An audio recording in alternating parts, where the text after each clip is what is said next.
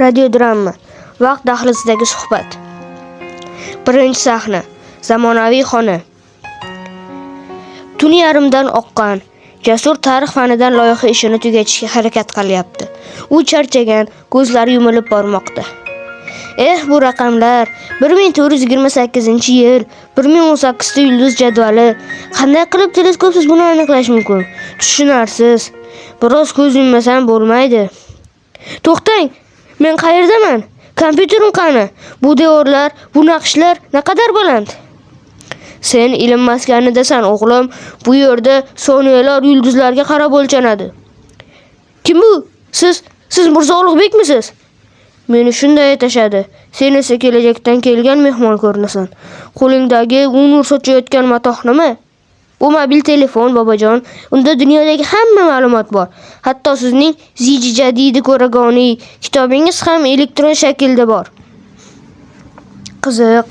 Biz bu jadvallarni 10 yillar davomida ko'z nurimiz to'kib matematik hisoblar bilan yaratdik.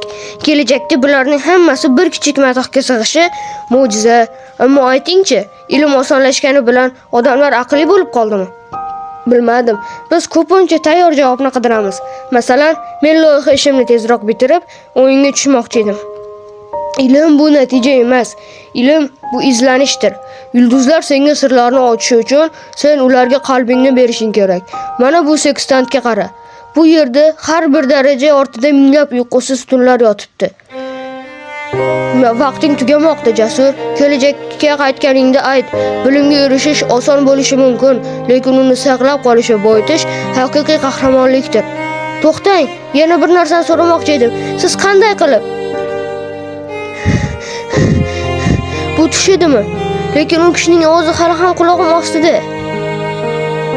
Yo'q, endi men loyihani shunchaki ko'chirmayman. Men bu yulduzlar ortidagi mehnatni tushunib yozaman. Rahmat, bobojon.